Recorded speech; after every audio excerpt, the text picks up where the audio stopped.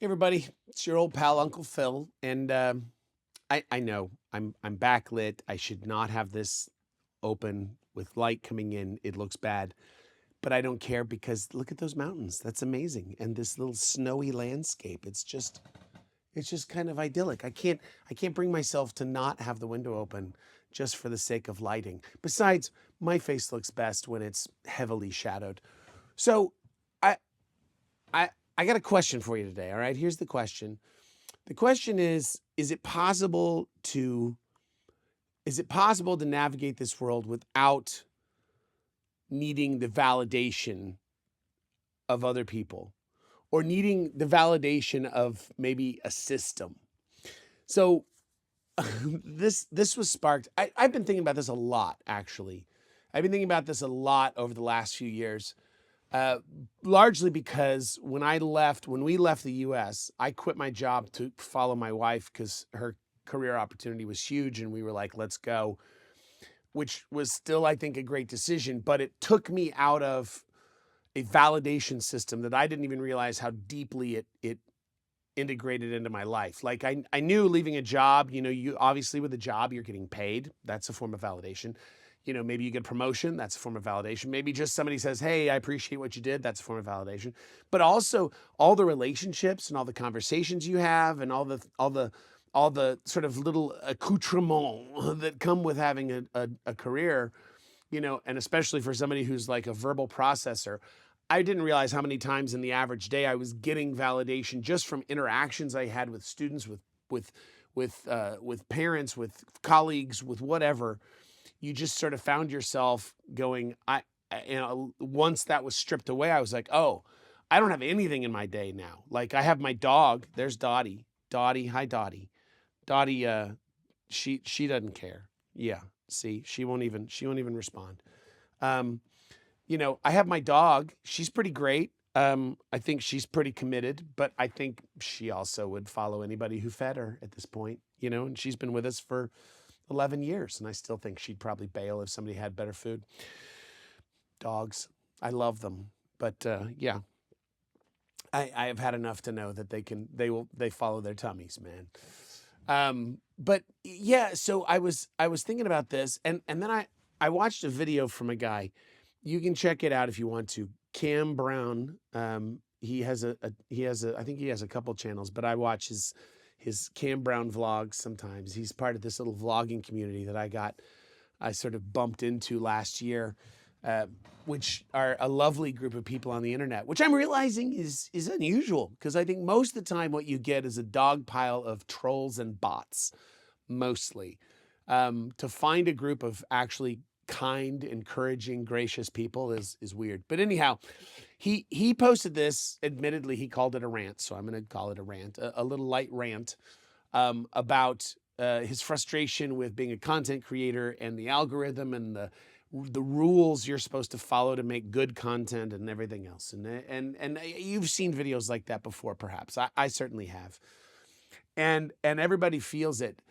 And it's this idea, the algorithm, of course, Google, that owns YouTube, they want you to create a thing that's going to get more eyes because they benefit from it, right? Like there's a financial incentive for them selling advertising and everything else. So of course, what you're getting is this system that's self-reinforcing, telling you make things that get lots of attention so that we can piggyback on you and sell advertising, which, that's how corporate can you get. And of course, if you're, I don't know how much growing up in America, I know now that I've lived out of the US for a few years, it's not that other places don't have it, but America's really perfected the rewards based system. And we've really embraced it and taken it to like the nth degree. Coupled with our sort of sense of rugged individualism, we've really run with this, and free market capitalism is really just a rewards-based system, right? So you build a widget, and if enough people buy your widget, then you've got a successful widget, and you become rich, and you're validated. You made a good thing. What you made mattered, apparently. And so, that certainly rewards. It grades. When I was a teacher, oh my gosh, students were just, so grade concerned. And I would always float the idea, wouldn't it be cool if we could do pass fail? Which, is funny because you'd see the ones that were like on the bubble that were like, I'm barely going to probably pull a C in Mr. Bryan's class. They'd sort of think about it and they'd get a little worried. And then they'd be like, nah, I'd roll the dice with pass fail. That sounds great to me because I was probably just going to make a C anyhow. So if it just goes in the book as a win, versus a loss, I'll take it. But the ones who thought they had a chance of becoming like valedictorian, they were like, no, Mr. Bryan, you cannot make it pass fail because I've got to like, I'm in a dead heat with this other person in class, and one of us is going to be valedictorian, one of us is going to be salutatory, and it's probably going to come down to like a 1/10 of a point. And no, I've got to be able to crush them in my quest for grades. And it's just very competitive, but it was very rewards based, right? Like, how do I? And they would come to me and go, they wouldn't say, how do I become a better writer, Mr. Bryan, which would have made my heart glad. How do I become a better writer in your class? How do I become a more critical reader and thinker? No, they'd come and go, how do I get an A?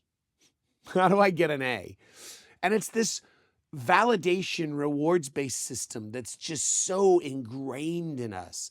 I think about like, what is it? Sonar and radar. I guess one's in the water, one's in the air, but you're pinging off of something else to get your understanding of your environment and where you are in relation to everything, right? You have to ping, you have to bounce off of something else to know who you are and where you are. And that idea, like, I think we take that so far. And yet, here's the question. Can you even escape that? Should you even escape that? Because I know, it's so facile to just go, oh, well, I don't give a shit, man. I do whatever I want to do. I'm just myself. Well, you got to be careful because there's a side of that where you can become kind of a selfish bastard, right? I know people who do that and they become really not fun to hang around because they don't care how you feel. They don't care about how you take what they say. They don't care. So how do you manage a system in life where you don't need the validation, but you still care about other people? How do you do that? How do you, what's the recipe? Anybody got that one?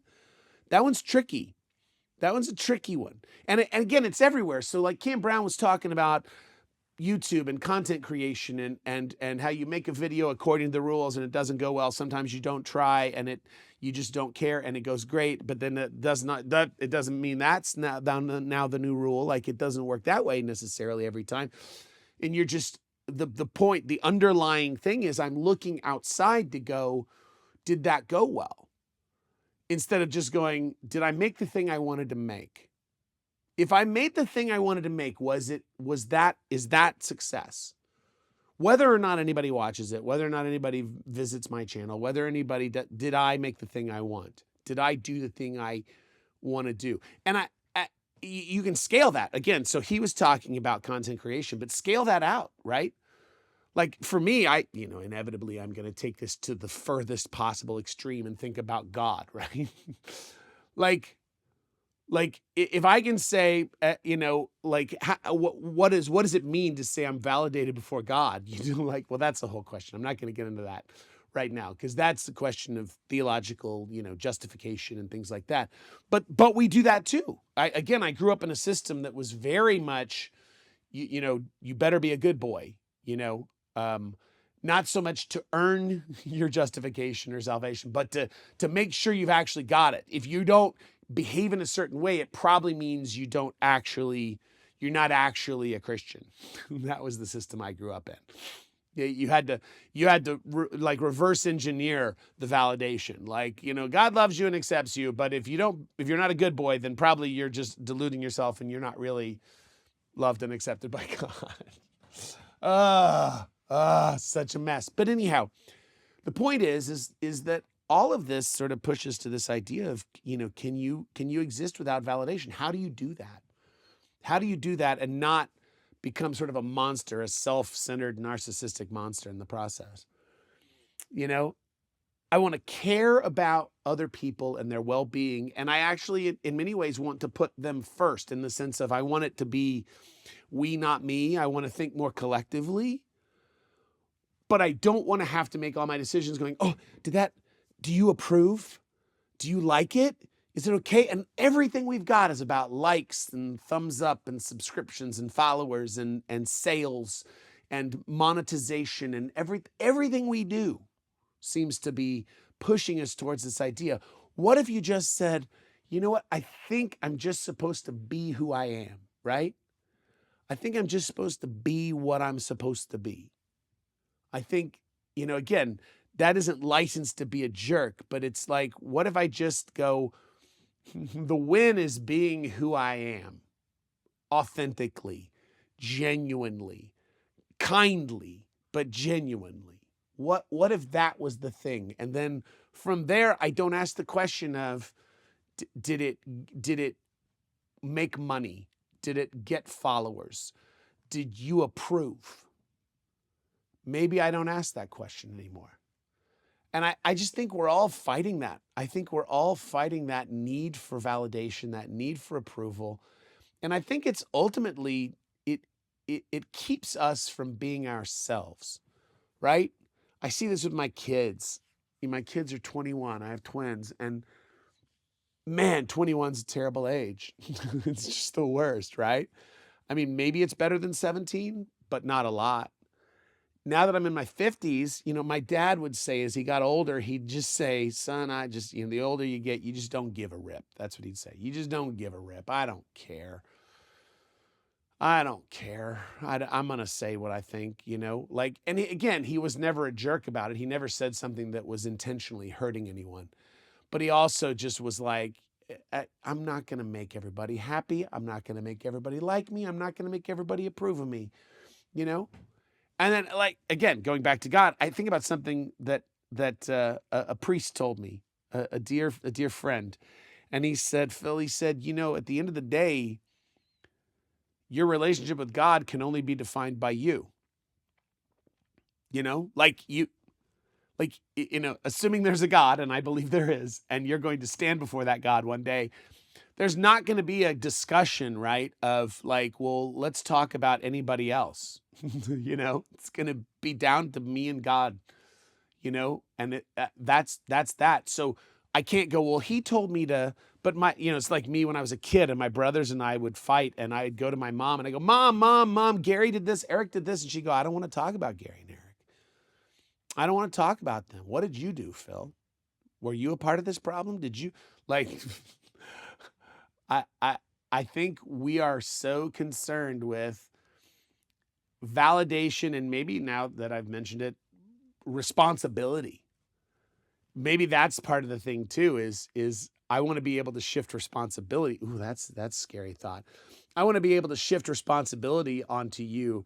And I go, well, you are the ones who told me to do this way. You are the ones who told me to think this way. You are the ones who told me to make videos this way. You are the ones.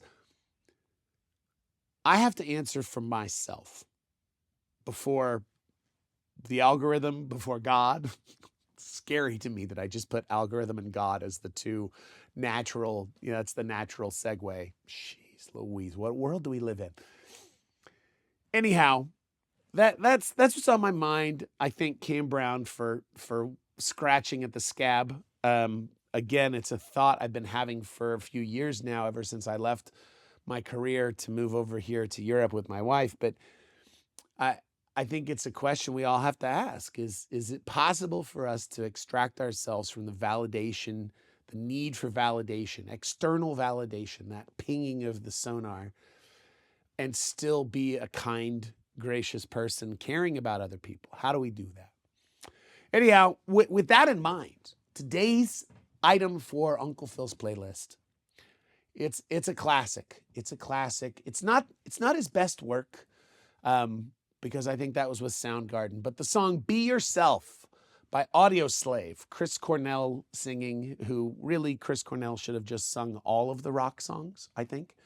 They should have just written them all and then passed them along and had him sing them. But Audioslave, Be Yourself. I don't remember which album it came off of. I off the top of my head, they only had like 3, I think, or something like that. But you can find it. Easy to find. Be Yourself by Audioslave. It's a good one. And today's addition to Uncle Phil's playlist. And with that in mind, finishing on the validation idea, what's crazy is you not only do you not need to be validated personally before God. He validates you himself. That's the crazy part. It's called imputation, but that's a much bigger conversation for another video. But yeah, God loves you. Just don't forget it, all right? God loves you. The algorithm doesn't love you. The algorithm just wants to use you and exploit you. That much I'm sure about. But God loves you. And as for Uncle Phil, I wish grace, peace, and love to everyone. All right? Bye. And Dottie, she's still, look at her. Look at her. Look at her. She's alive, I promise. Dottie. There we go. Okay, bye.